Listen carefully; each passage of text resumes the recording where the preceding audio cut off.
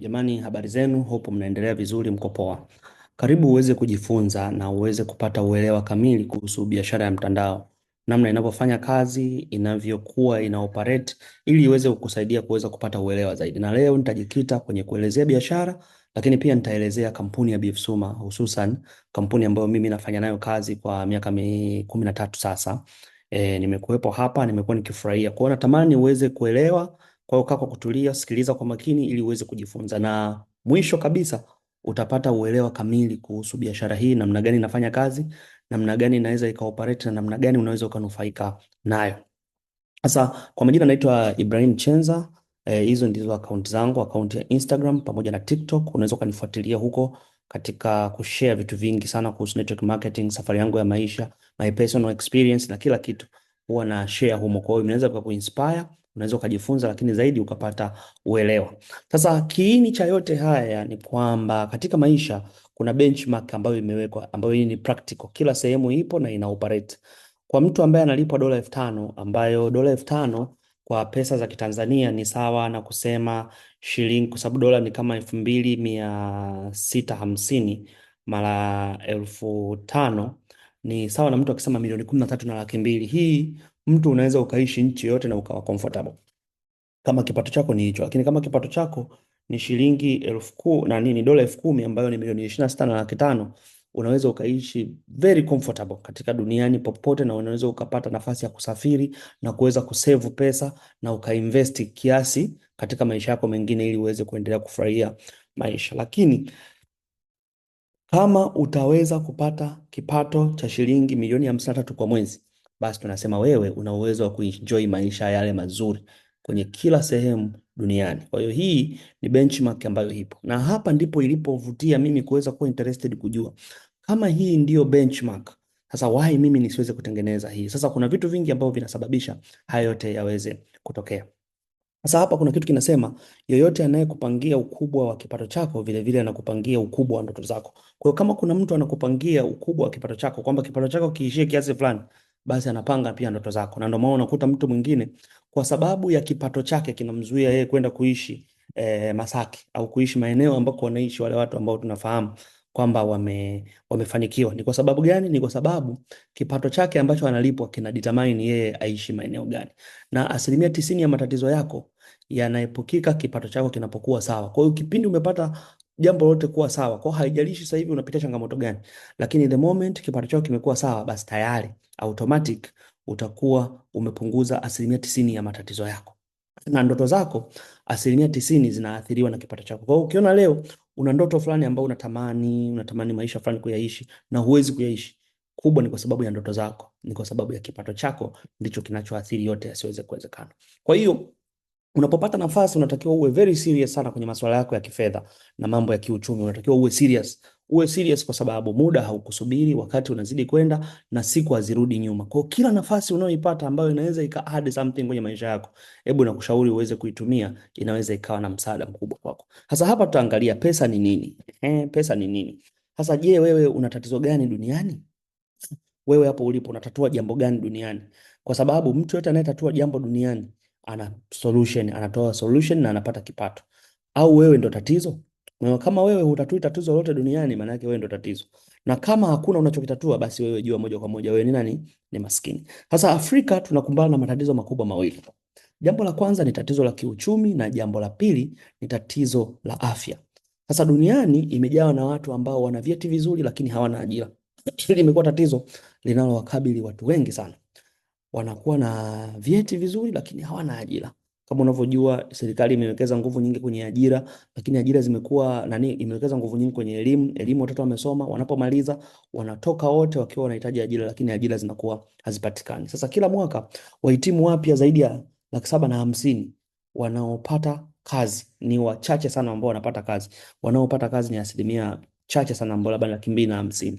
Lakini 750,000 ni idadi ya wanaohitimu kila vyuo na wanabaki mtaani kwa kukosa ajira. Huu ni wastani wa miaka 5 ambayo mhitimu mmoja wa chuo anatumia kupata ajira. Kwa hiyo unagundua kwamba ajira imekuwa changamoto kwa watu wengi, na wasomi wengi ambao wanasoma wanajiandaa kwa ajili ya kwenda kuajiriwa. Kwa katika idadi ya watu milioni 1 unakuta 250,000 tu ndio wanabahatika kupata ajira, ambao wengi wao wanakuwa hawapati ajira kwa muda mrefu.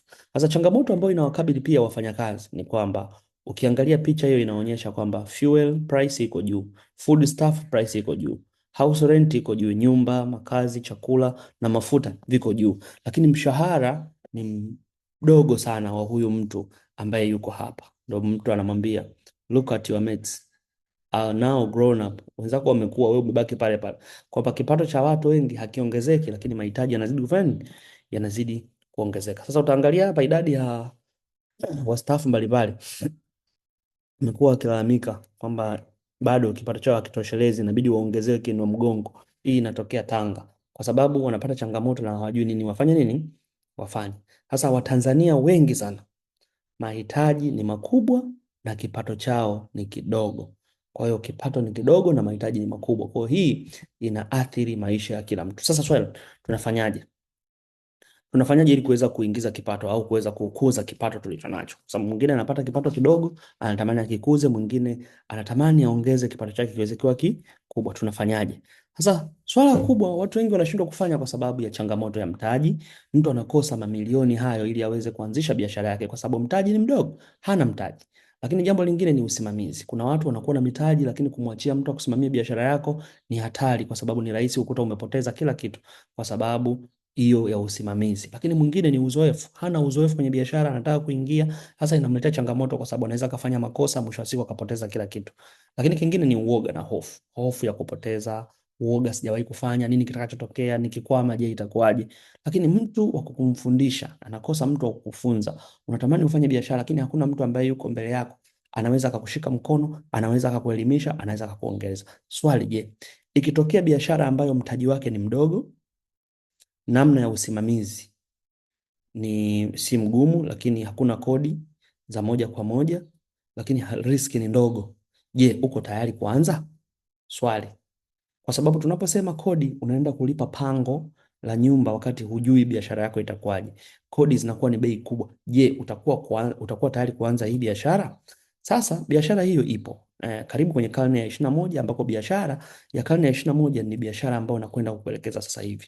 Kwa sasa hivi ni rahisi sana kujiongezea kipato na kufanya biashara hii ambayo ni rahisi sana, ambayo nakwenda kukufundisha hivi punde. Sasa kabla ya yote tuangalie biashara zingine zikoje.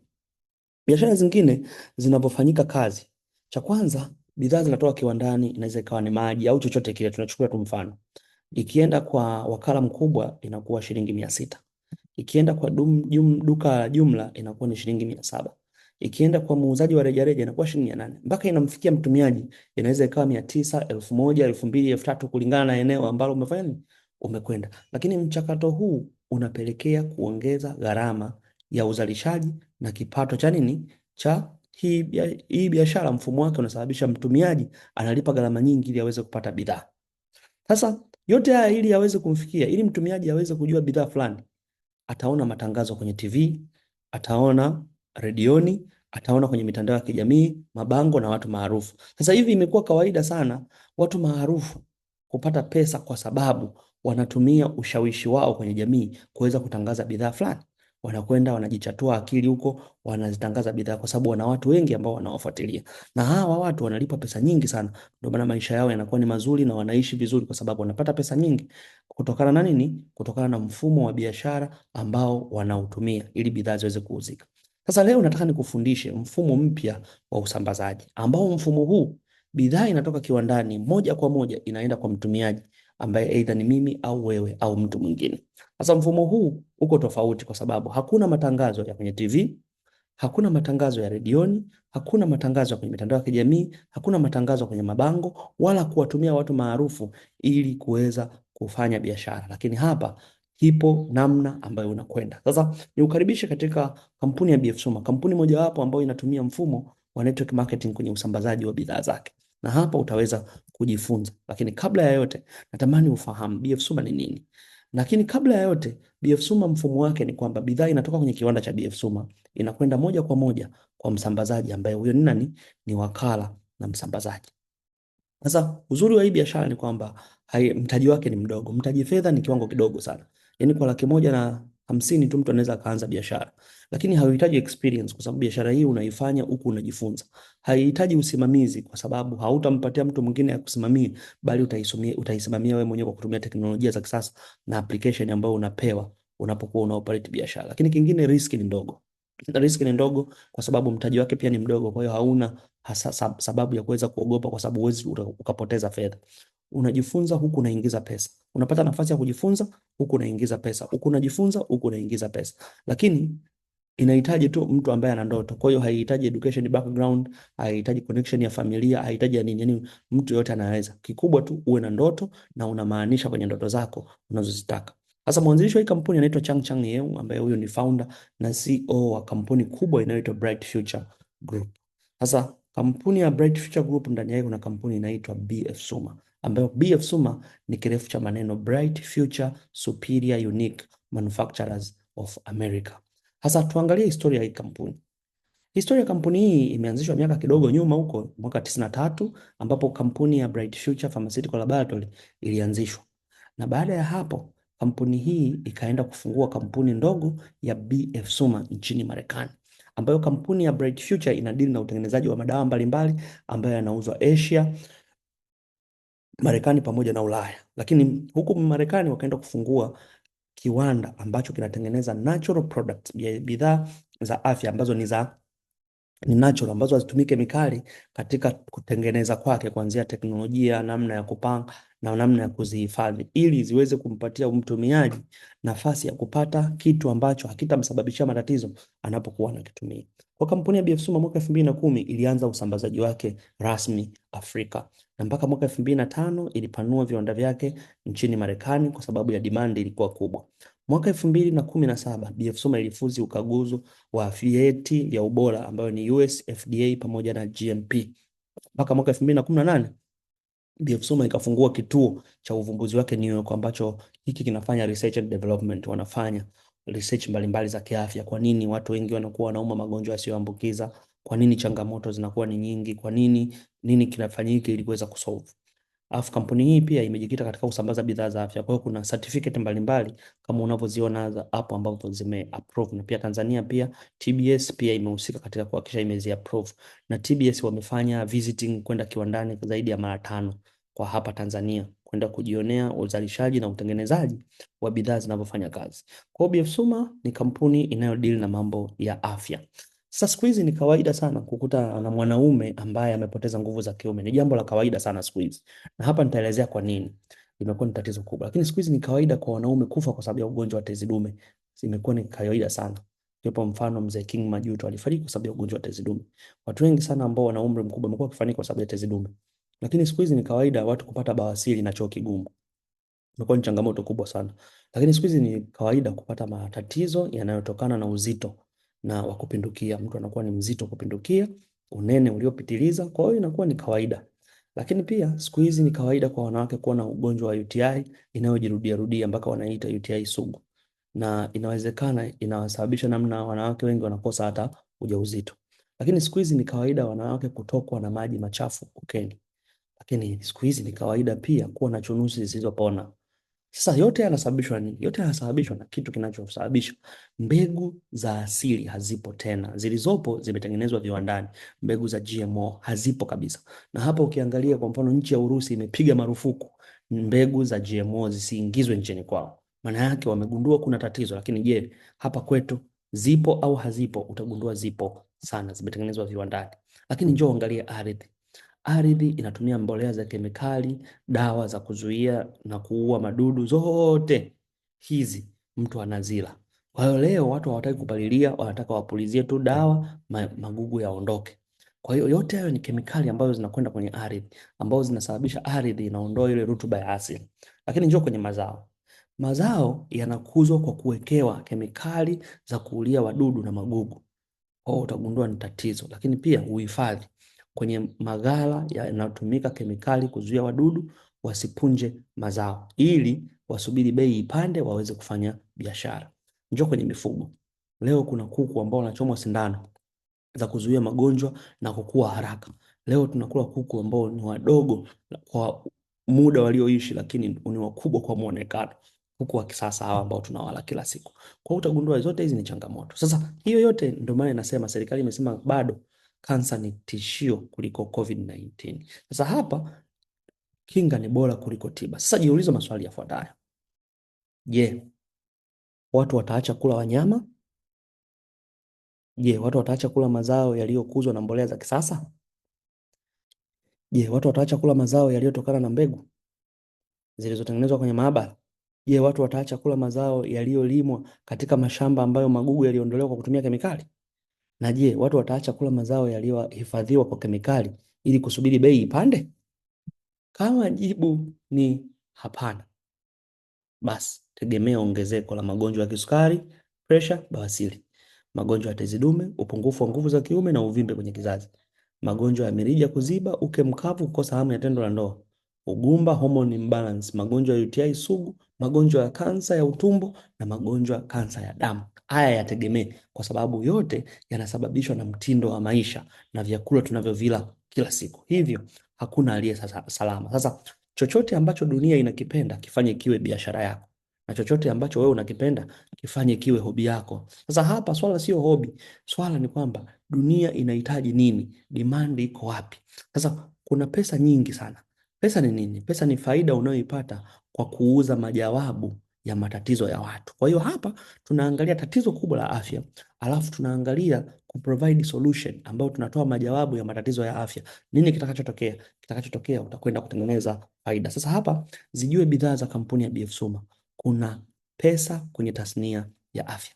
Sasa hizi ndizo bidhaa za BF Suma ambazo zinatatua matatizo.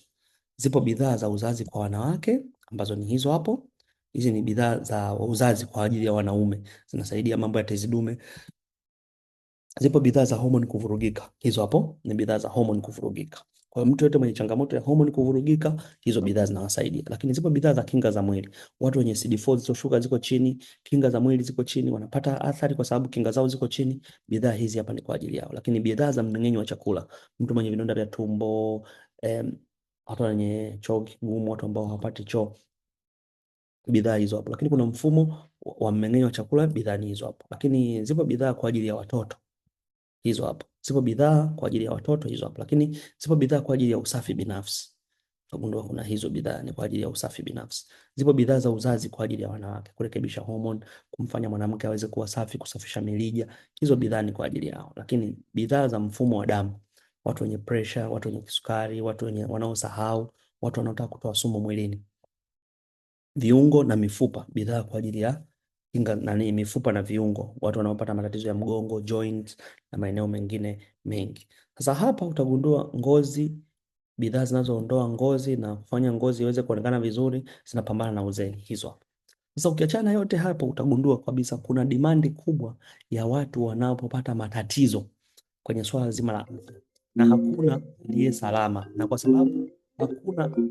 kwa sababu hakuna aliye salama kutokana na hizo changamoto, basi hapa pana possibility kubwa ya wewe kuweza kutengeneza fedha kwa kusolve tatizo la afya, ili uweze uone namna gani mambo yanaweza yakaenda.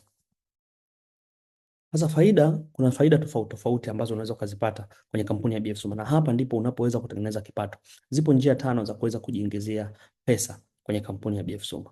Sasa hapa njia ya kwanza ni faida ya mauzo ya rejareja. Sasa bidhaa hizi zote unapata nafasi ya kuweza kuzinunua na kwenda kuziuza kwa bei ndogo. Mfano, sabuni kwa bei ya distributor price ni shilingi 6160, lakini kwa retail price unaweza ukaiuza bei ambayo ni nzuri, na kwa kufanya hivyo tayari unapata nafasi ya kuweza kuisupply huko hii bidhaa. Kwa hiyo utaiuza kwa bei ya punguzo ambayo utaiuza kwa shilingi 15,000, 10,000, whatever, na utapata profit gain shilingi 8,840. Kwa hii itakuwa ni profit ambayo utaipata hapo, na kwa sababu hiyo ndio itakuwa profit utakayoipata hapo, na kuna dawa ya meno hiyo mfano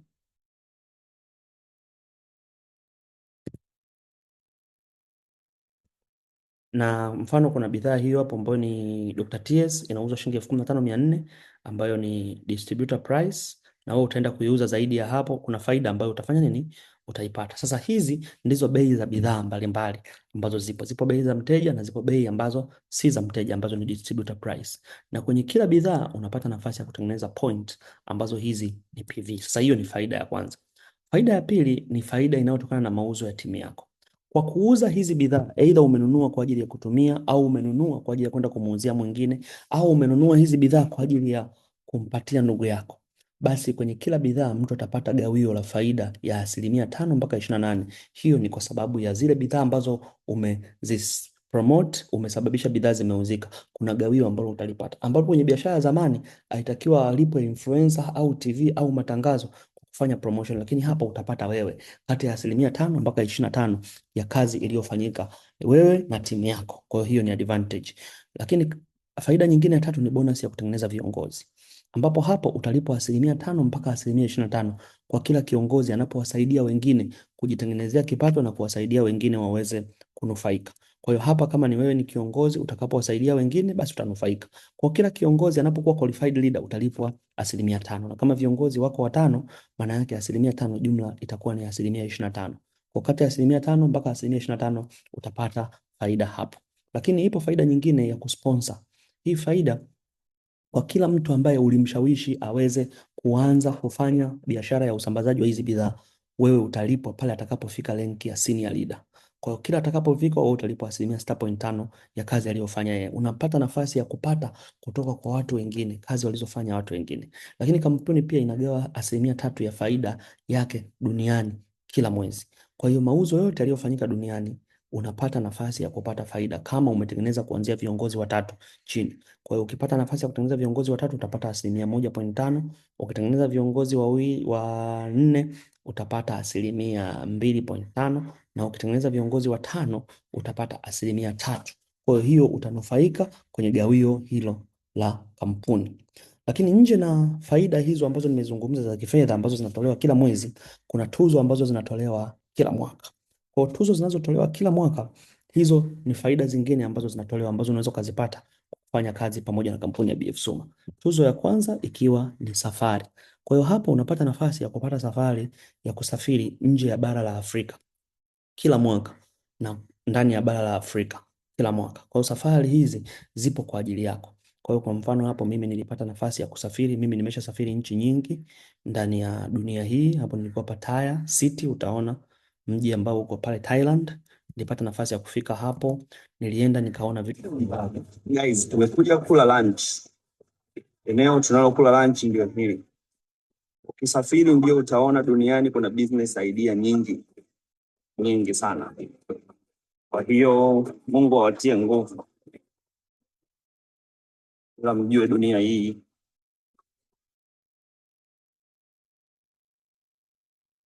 inajenga.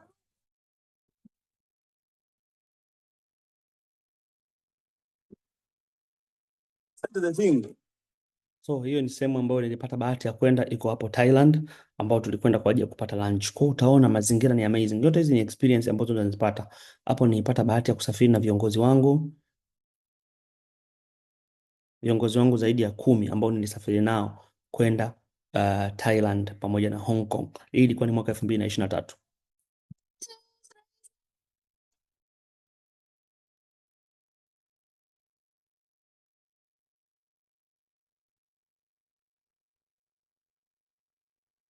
Hiyo ni excitement ya watu ambao wamesafiri. Fikiria isingekuwa hii biashara wasingepata hii tuzo ya kuweza kusafiri. Kwa hiyo wewe kama ni mpenda safari na unatamani kuwa unasafiri duniani kila mwaka, basi join us ili uweze kupata hiyo exclusive excitement ambayo mara nyingi tumekuwa tukiipata. Hapo tulikuwa Singapore mwaka 2023, ambapo 2022 ambapo tulipata bahati ya kusafiri tena tukiwa viongozi hawa hapo ambao unatuona tumesafiri kwenda maeneo mbalimbali kwenda kuenjoy. Kumbuka gharama zote kampuni inakuwa imeshazilipa. Wewe sio kazi yako. Wewe ni kuandaa begi lako, passport na kwenda kufurahia siku zao zote ambazo utakuwa huko. Hapo nilikuwa sehemu moja wanaita China Great Wall, iko Beijing, ambayo zote hizo ni excitement ambazo tulizipata kwa ajili ya kwenda kusafiri. Hapa sikiliza, angalia mwenye mazingira kama fikiria sina vyeti zaidi ya cheti cha ubalozi katika ndoa. Mungu ni mwema sana, nimefika mimi hapa jamani. Yote ni kwa sababu ya Yesu. Namshukuru Mungu nipatia moyo wa kuamini hii biashara. na kuifanya kwa bidii. Maana nisingeamini nisingekuwa hapa. Hebu ashumu wewe mwenyewe kwa maeneo kama haya. Kisha kituristi kabisa, unaangalia mazingira hapa Singapore jamani, sehemu nzuri, watu wanakuja, watu wa maana kabisa kukutana nao. Mungu ashukuriwe. Kwa hiyo ilikuwa ni sehemu ambayo ni Singapore. Kuna sehemu nyingine ambayo tulienda ilikuwa ni China. Hii ni sehemu ya Shanghai, ili watu walikuwa na viongozi.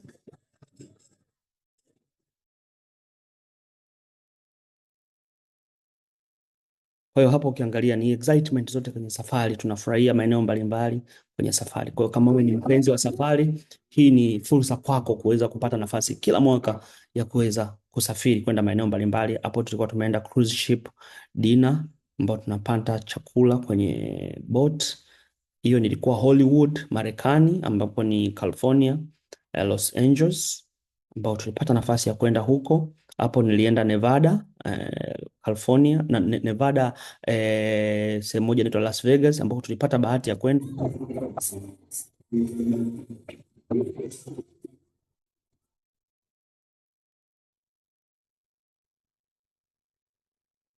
Hizo ni excitement ambazo unazipata kule, lakini tulikwenda kwa chopa, tulipata nafasi ya kusafiri kwa chopa kwenda huko ili tuweze kujifunza na kuweza kuexperience. Yes, kama kawaida experience ya kupanda chopa, nimerudi sasa. Nilikuwa mimi na Kamanda na Madam Susan, tumefurahia kwa kweli. Hii ndio advantage ya kuja Las Vegas, umeenjoy. Na haya yote unapata BF Suma, hakuna sehemu nyingine unaweza kupata. Hizi ni experience chache ambazo utazipata na utazifurahia, ambayo kiukweli imenipatia hali mpya kuona namna gani naweza nikafanya kazi na mimi nikawa bilionea, nikanunua ya kwangu moja nitakayokuwa naenda nayo Ifilili. Nimeichangamsha akili yangu na ni lazima ndainunua. Watch and see. Thank you. Kwa hizo ni excitement ambazo tulikuwa tumezipata huko. Yes, tuko kwenye, tumeshaanza jimbo linaitwa Nevada, na hapa tumefika, kuna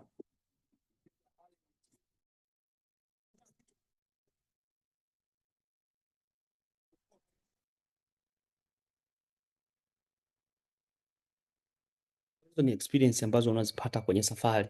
Unapata nafasi ya kuweza kuenjoy, kama hapo tuenda Wall of Fame, kwenda kuhudhuria na kwenda kufikiria mambo yanayoelekea huko Beverly Hills. Hayo ni maeneo ambayo tulipata nafasi ya kuzunguka. Kwa hiyo hii zote ni experience na excitement ambazo tunazipata through hii biashara. Sasa mwaka huu pia na mimi pia ni mmoja kati ya watu ambao wameshinda safari, ambao nitasafiri kwenda maeneo mawili. Kwa safari yangu ya kwanza itakuwa ni kwenda Uturuki, miji mitatu tutatembelea Uturuki, lakini safari ya pili itakuwa ni kwenda Egypt. Kwa zote hizi ni excitement ambazo mtu anaweza kuzipata anapokuwa kwenye hii biashara ya network marketing. Hizi ni faida zingine. Lakini si hivyo tu, zipo faida zingine kama magari. Hapa mimi nilipata gari langu la kwanza mwaka 2019, nilipata hiyo hybrid. Mwaka 2020 nikapata Range Rover Sport. Hiyo hapo kama unavyoiona ilikuwa ni excitement sana. Lakini pia mwaka 2022 nilipata Ford latest hiyo. Lakini nikapata mwaka 2023 nikapata Range Rover nyingine ambayo niandika Chenza One. Lakini 2023 nikapata hiyo Defender. Lakini 2025 nikanunua boti ambayo ni MV Oviedo, zote hizi zikiwa ni tuzo za BF Suma. Sasa yote haya wanasema ni vitu vya kupita, lakini hakikisha vinapita kwako. Usishie tu kusema hivi vitu vya kupita duniani, lakini wewe kwako vilipita, wakati vinapita kwa wenzake, kwa wenzio ulikuwa wapi? Kwa hiyo hii ni muhimu sana kuweza kujua, ili uweze kujua nini ambacho unakwenda kukifanya. So mwaka huu tarehe 27 August 2026 Mlimani City na kwenda kupata gari nyingine, ikiwa ni gari yangu nyingine na kwenda kuipata. Ni gari gani? Hiyo ni surprise. Kwa wewe ambaye uko interested, karibu tarehe 27 ni cheki hapo, niombe nikupatie nafasi ya kununua ticket ili uweze kuhudhuria. Ticket ni shilingi 10,000 tu, ili uweze kuwa mmoja wapo kati ya mtu ambaye utakwenda kushuhudia nikichukua gari langu la 6 mwaka huu. Na siko peke yangu, wako wengine wengi pia ambao wameshinda magari. Kwa hiyo hii haitoi kwangu peke yangu, inatoka kwa kila mtu ambaye yuko tayari na mwenye ndoto ya kwenda kupambana ili aweze kuwa mshindi. Incentive nyingine ni incentive ya nyumba, ambayo mimi mwaka 2025 nilipata nyumba hiyo hapo, ambayo thamani yake ni shilingi milioni 560, ambayo hii yote inakuja kama incentive ambayo inakuwezesha wewe kuweza kuchagua. Kwa hiyo na mimi nilipata nafasi ya kujenga eneo lenye heka 170. Kwa hiyo hapo unaweza ukapata overview ya kile ambacho nimekifanya.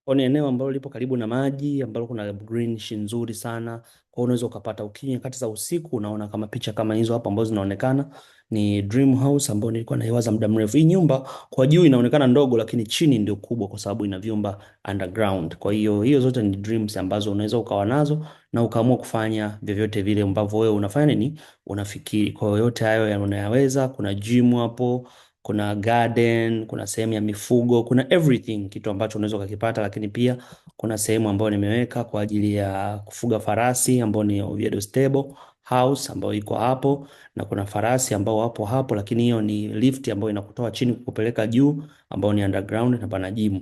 Sasa hivi imekuwa ni rahisi sana kujiongezea kipato kupitia biashara ya network marketing, na hii ndio sababu ambayo nimepata kuweza kushare na wewe ili uweze kuelewa, uweze kujua na ufanye maamuzi kulingana na kile ambacho unakifahamu, tofauti na ilivyokuwa zamani. Watu wengi hawaifahamu network marketing, hawawekezi kuweza kuifahamu. Kwa hizo ambazo nimeshare ni advantage ambazo unaweza ukazipata kwenye network marketing. Sasa network marketing namna gani ambavyo inafanya kazi? Ukiangalia kuna kampuni moja ambayo ndio kampuni kongwe ya network marketing, kampuni inaitwa Neutralite, ambayo hii ni kampuni ilianzishwa mwaka 1945.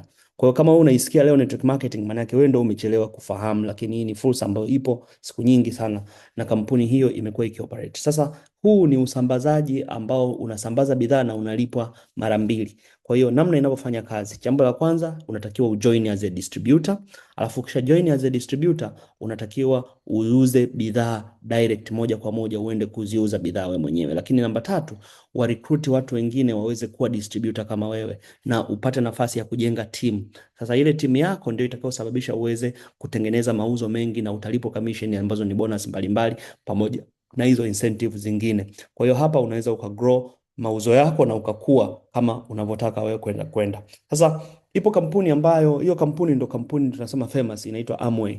Ilianzishwa mwaka 1959 na Jayvan na Andel na Rich DeVos. Hii ndio kampuni inayofanya mfumo wa network marketing ujulikane duniani kwa kiwango kikubwa, kwa sababu ni kampuni maarufu sana. Ipo mpaka leo na ina operate sana. Na miaka ya 2000 hadi sasa biashara ya mtandao au mtandao ya kijamii, simu janja vimebeba kabisa namna kubwa vinavyofanya kazi leo. Viongozi wengi, watu wengi wanapitia Instagram, TikTok na YouTube na WhatsApp, wametumia hiyo kujenga wafuasi wengi, na kwa kupitia wafuasi wengi, watu wengi wamepata kufahamika, wameweza kuwa na fan base kubwa. Sasa hiyo yote unaweza kuibadilisha ikawa kwenye network marketing. Sasa mpaka mwaka 2017 network marketing ni industry ambayo ni ya $1 billion. Marekani peke yake ilitengeneza 34.9 billion dollars mwaka 2017, China 34.3, Korea 17.2, German 16.7, Japan 15.3, Brazil 11.9, Mexico 5.8, Ufaransa 4.9, Malaysia 4.6, Taiwan 3.9, United Kingdom 3.7 na Italy 3.23 billions dollars. Kwa utaangalia huo ni mwaka tu 2017.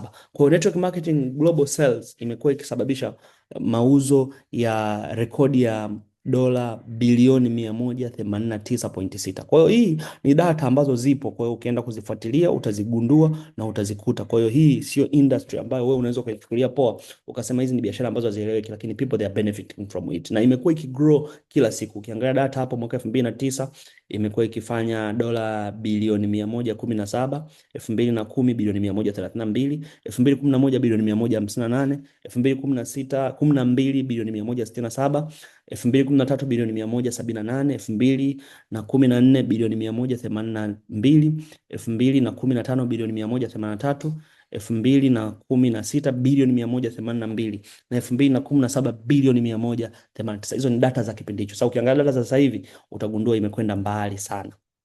Sasa moja ya watu maarufu wameizungumzia sana network marketing, akiwepo rais wa Marekani wa sasa anaitwa Donald J. Trump. Alizungumza alipo kwenye kitabu chake kinaitwa Trump How to Get Rich. Amezungumzia siri nyingi za kuwa tajiri, na wakati anajibu swali moja mule ndani alisema namna gani ambayo angeweza kuwa tajiri. ameizungumzia sana network marketing kama ni njia ambayo inasababisha watu wengi waweze kupata uhuru wa kipato. Lakini mwandishi mwingine wa vitabu anaitwa Robert Kiyosaki amesema network marketing gives people the opportunity with very low risk and very low financial commitment to build their own income, generating asset and require great wealth, ambao watu wengi wanaweza kutengeneza. Hii Kiyosaki ameizungumzia sana. Lakini pia kwenye kitabu Why We Recommend Network Marketing kimeandikwa na Robert Kiyosaki na Donald J. Trump, wamezungumzia sana. Lakini ukitaka uelewe vizuri, nenda YouTube leo kamfuatia Richard Branson, ameielezea, ni big fan wa network marketing industry, na huyu jamaa ni tajiri, ameizungumzia sana hii industry ya network marketing. Sasa vipo vitabu ambavyo vimeandikwa ambavyo vinaelezea kuhusu network marketing, The Business of 21st Century kimeandikwa na Robert Kiyosaki, amezungumzia. Lakini kitabu cha Rich Dad Poor Dad, The Business School for helping who like to helping people, for people who like to help people, amekiandika pia. Kitabu kinaelezea sana network marketing, how it can be the industry. So network marketing ni shule ya ujasiriamali. Top skills to succeed in network marketing, mojawapo ni communication skills. Hivyo ni vitu ambavyo utajifunza. Salesmanship, utajifunza kuhusu mauzo. Leadership, uongozi. Team management, manage team.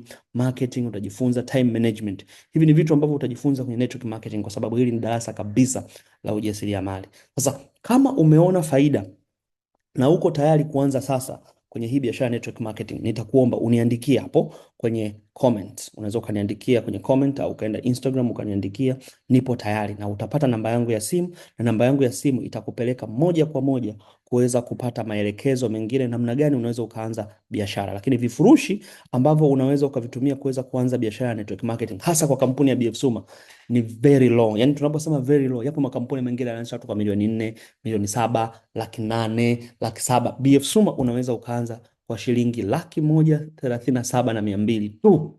1,37,200 tu. Maana yake unapata nafasi ya kujiunga, kwenda kujifunza, kuelekezwa kuhusu biashara, kupata some few products za kwenda kusambaza, kujenga ujasiriamali taratibu taratibu, kujenga biashara yako huku kikua, huku ukiendelea kupata skills na knowledge, kuendelea kujifunza. Lakini unaweza ukaopt kuchukua bidhaa zingine ambazo ni nyingi, ukaanza kwa shilingi 1,168,000, lakini unaweza ukaamua bidhaa ndizo zinazoamua unachukua bidhaa gani na bidhaa ngapi. Unaweza ukaamua 2,218,000, unaweza ukaamua 3,66,000, unaweza ukaamua 4,06,000, unaweza ukaamua. Sasa asante sana kwa kutenga muda wako, lakini nikukaribishe kwamba kama uko interested, ni cheki hapo, andika nipo tayari, na nitakutumia maelezo namna gani unaweza ukaanza biashara. Kwa hiyo anza sasa, uwe tayari kujiunga, na kama una mtaji na upo tayari kuanza biashara, kama una mtaji na uko tayari kuanza biashara, niandikie ninaanza sasa, au andika naanza sasa. Andika tu naanza sasa. Andika naanza sasa, na moja kwa moja nitakupatia maelekezo namna gani unaweza ukaanza biashara hii moja kwa moja. Mungu akubariki. Asante sana kwa kunisikiliza, na uwe na uchaguzi mwema, na mimi niko tayari kukufuatilia, kukusimamia, kukuelekeza mpaka utakapofikia kwenye uhuru wa kifedha wa kweli. Barikiwa.